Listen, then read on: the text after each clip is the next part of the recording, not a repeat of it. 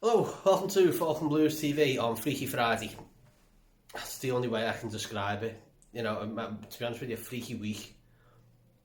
Mercedes got three candidates for this week in Vitor Pereira, Frank Lampard and Duncan Ferguson in the running for the new manager of Everton following Softlight's departure last week. And you just want it to end, don't you? You just want it done and dusted. Please put us out of our misery. Either say we've got someone as the manager or we haven't. You know what I mean? So let's look at the candidates now then. So we've got Vitor Pereira, who, for reasons beyond our belief, was on Sky Sports having an interview, basically marking his own homework with an interview with Sky, which was just baffling in any kind of way.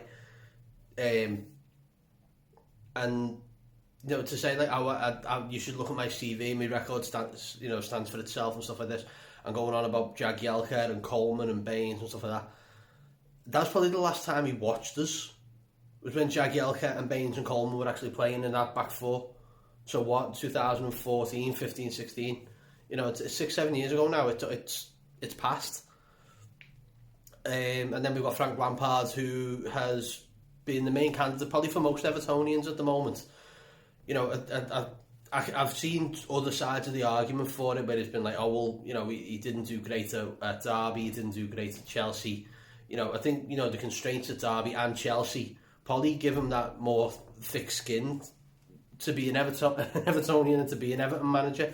So, but then there's also there's the option of him playing where he brought up a lot of the youth academy from Chelsea, which is great, which is what we need to see, because we've got a whole host of under-23s there just crying out either to get in the first team or to be given the hook and not being put out on loan until they're 27, 28, like some Matty Pennington, and then all of a sudden be shifted.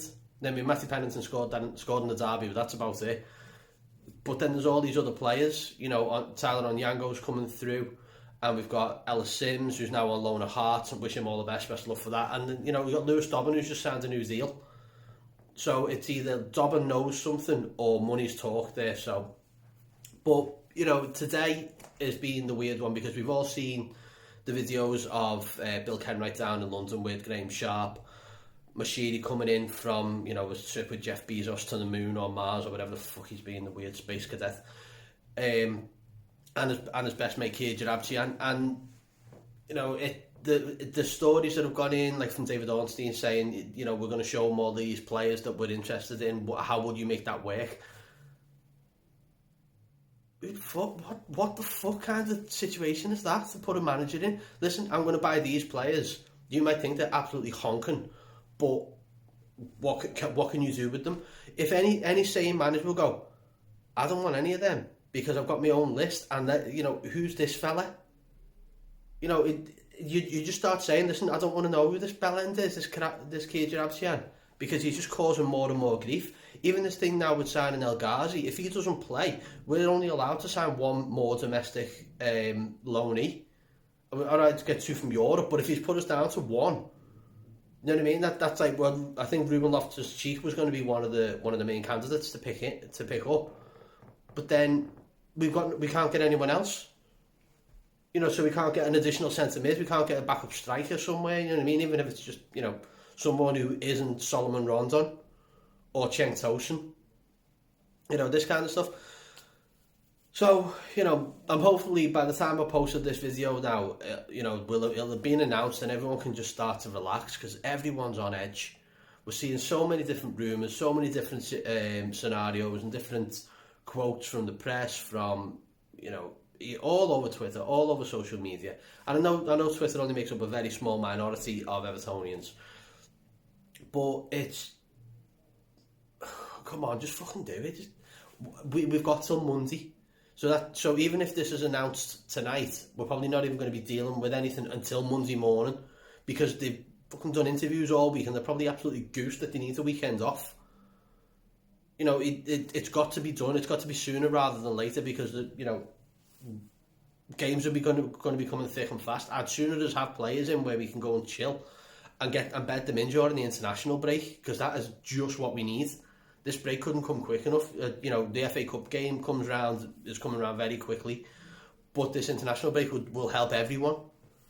So I'll wait and see. It's just a farce, and I stand behind the 27 group as well for the protests on Wednesday night, but don't deface the ground, lads. What was the fucking point in that? Yeah, it's Bill Kenwright. Who cares? Just fucking walk past it.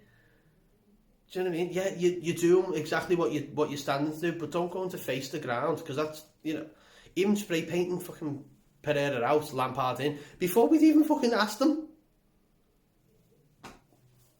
Baffling. You're doing the right things, but there's also other things that you just go, mate, knock that shit in the air right now. Which is why I tried to bring the all together now hashtag in instead. You know, there's so many people who are either they're starting to turn, which is great that they're going to be for the 27 group campaign, but at the same time they're going, well, I don't want to be protesting. So show it now and support the team, oppose the board. It's dead easy to do. It, like I said, it's probably one of the easiest things that we could do right now is be behind each other. Be behind each other as a fan, behind the players, behind the new manager, whoever that may be, even if it ends up with Pereira.